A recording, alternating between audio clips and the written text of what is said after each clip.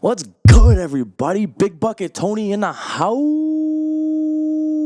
Anyways, today's video, we're going to be ranking a list of 20 fictional football characters from movies. We're talking Bobby Boucher. You played a foosball behind my back. We're talking Gary Bertier. We're talking Julius. Remember the Tight? We got a bunch of ballers on this list. S tier, these guys would have been NFL legends. Best ever. And F tier, you know, these guys just didn't have it. There's a problem. You're not any good. Kind of an interesting video. We're going to see how this thing rolls. Good luck, buddy. Make sure to just let me know if you guys want to see more stuff like this. Let's get into the video. Enough jit-jat. Let's go. Yes, sir. Hey, first on this list, we're going with a banger. And that person is Forrest Gump. Forrest Gump is first up on the list, ladies and gentlemen. Let's go. College ran by real fast because I played so much football. Forrest Gump was an insane athlete. I will give him credit where credit is due. That dude could move in a straight line. However, he wasn't too bright up top. Okay, there's no way he could run a playbook. Was there a spot for him on an NFL team? Possibly. I think he would have been a return specialist and a pretty good one at that. But his lateral movement wasn't great. Bit me directly in the buttocks. There's no way he's playing in any offense. Borderline, you know, would he have been a great NFL player? Absolutely not, ladies and gentlemen. Forrest Gump, B tier player. Not bad, Forrest.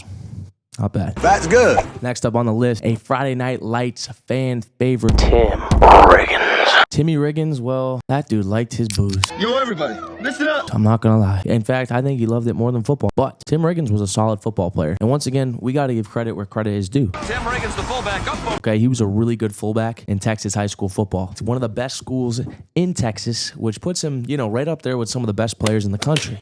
But like I said, his problems off the field, that's not going to help you, Tim. Get up, Riggins. He doesn't go on to play great ball. I think he's a C-tier player. C-tier players, okay, they're good college players. I don't think he would have made it to the league. I think he would have had too many problems. But Tim Riggins, you know what? You're a good kid. You're a fan favorite. And we like you. We're putting you right in the middle. C-tier player. Let's go. Name's Tim Riggins. I play fullback. Next up on our list, we got Rod Tidwell from Jerry Maguire. Rod Tidwell, he's a big personality off the field, and he's all right on the field. But by the end of the film, he makes some big plays. Some big moments, some big plays. He's a good receiver. He's got good hands. He's a solid NFL player. For that reason, he's going to be our first guy in the A tier. What you gonna do, Gary?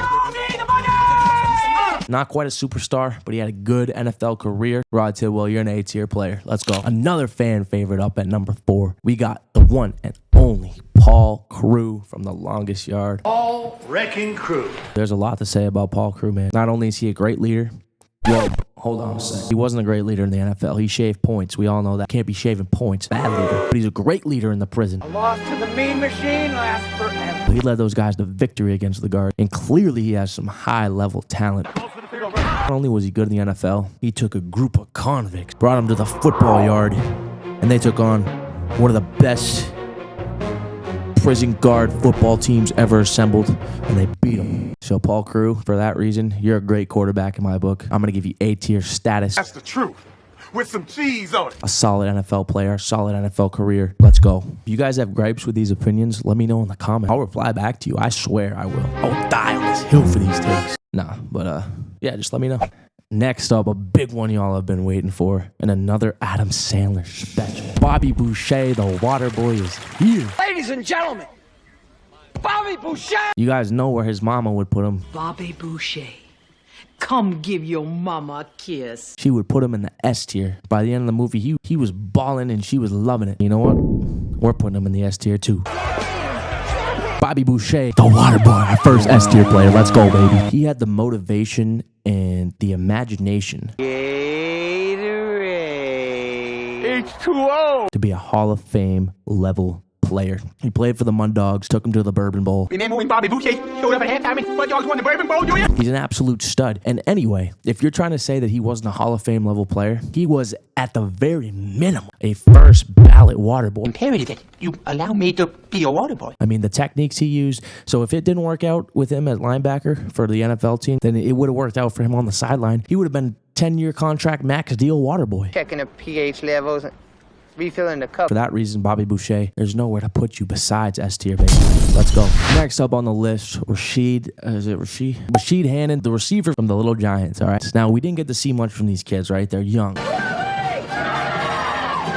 But But you know what, dude? This guy couldn't catch a cold during 2020. He had to load his hands up with stickum to even play football. Even though he's a young guy, when you're young, you know if you have hand-eye coordination. There was just no potential there. And for that reason, he's going to be an F-tier guy. But hey, you know, that's how the cookie crumbles. There goes my shot at the pro. On to our next guy here. We got Shane Falco, played by Keanu Reeves in The Replacement. And you know, Shane Falco, he's an interesting one. Quarterback, he played for Ohio State and had a good career, which means he's already at least a C tier, low B tier player. And then he gets in, you know, to the NFL. And he played a few games and he played pretty well. But you know what, Shane Falco? You're not a good NFL player. What the hell? We're going to have to put you at C. Solid college career. Although we did put Forrest Gump at B. So now, you know, we got to think here. Good news. We'll put you at B, buddy. I put you right there with Forrest Gump. You might have some spots in your career, but as we saw, you went down with an ACL injury after, you know, just a few games. I don't really think your ceiling was very high. You didn't have much potential. You did your job, kid, and we love you for that. Now, this guy right here, who's up next, probably my favorite on the list. You guys have seen Blue Mountain State. Well, actually, don't watch that show unless you're old enough.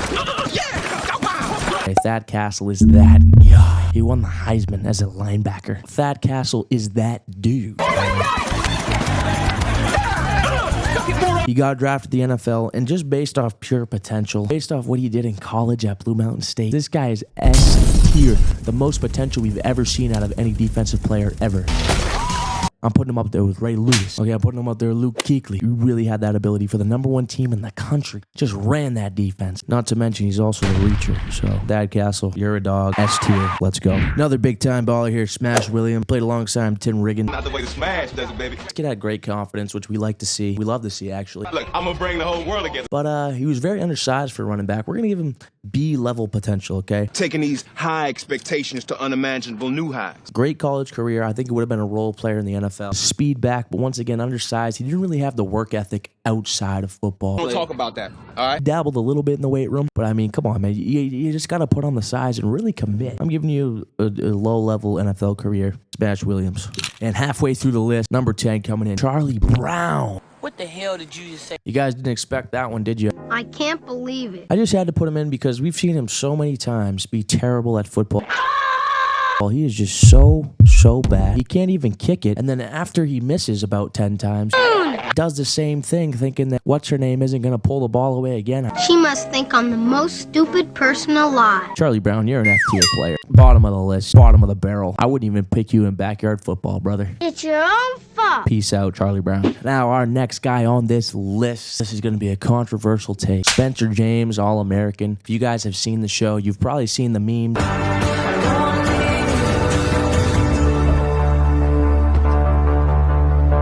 This kid cannot play football. Well, at least that's my opinion. Apparently in the show, he goes on to even get drafted now. If you guys have seen this kid run a route, it's not good. In fact, it's terrible. It's really, really bad.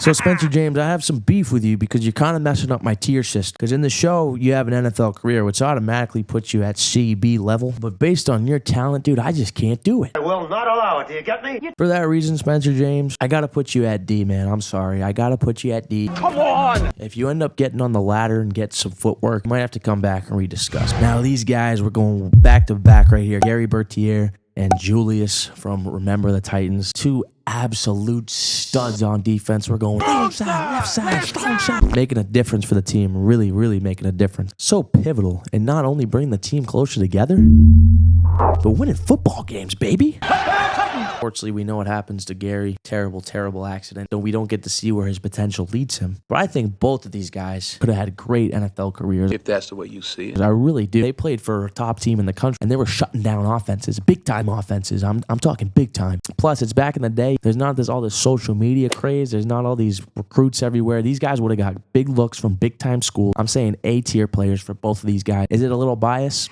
Yeah, it definitely is because that movie's sick. But I'm putting them there. I am the law. Let me know. Took my playbook and my manhood. Next up, we got Willie Beamen from Any Given Sunday. Willie Beamen brings his Tums with him. We got Jamie Foxx starring as a third-string quarterback with a big attitude. He comes back with the comeback story of a lifetime. Ends up winning some huge games, and by the end of it, he's a star at the highest level of football there is. Daylight.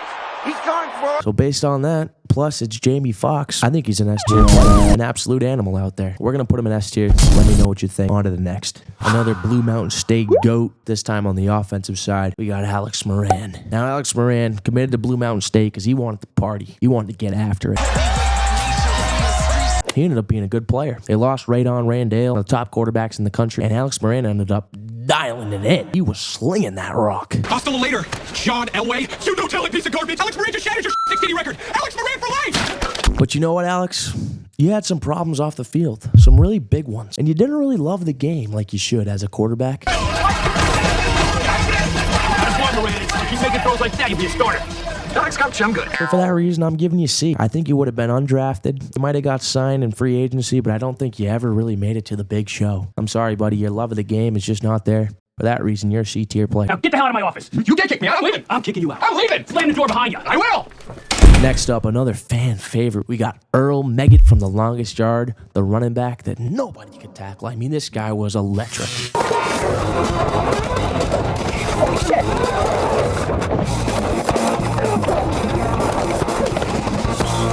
If you caught me on an off day, I would have thought that was Saquon Barkley out there running against the guard. He was just an absolute beast out there.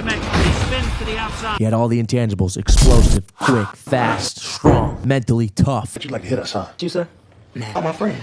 We saw Paul Crewe on the basketball court. He said, "That's my guy. That's my quarterback. He's a great teammate." There might be some bias here because it was such a great character. Nelly can also sing. A tier. Great NFL career. You know, if he took a different path or two in life, maybe he got picked up after the guards game. I would have picked him up. No doubt about it. I mean, he's so fast. So we're going to go A tier. And next up, another guy from the longest yard. This guy. He was played by Michael Irvin. He's already S tier because we know he's got the talent. Deacon Moss made some of the most unbelievable catches I've ever seen on a TV screen. My court, my ball. They would blanket this guy, bracket him with quarter, half, 3 guys on him over the top. They couldn't stop him. Just throw it up there, and his silky mitts would come down with the football. He didn't need to stick him like the little Giants guy. Anyway, Deacon Moss, S tier player. Could have been a Hall of Fame career in the NFL. Absolutely had the talent. Plus, he really seemed like a good guy. I don't know what crime he committed, but probably wasn't even that bad. Number 18, we got Rudy. Hot take. I don't think Rudy was very good. Actually, that's not a hot take at all. He wasn't very good. Rudy.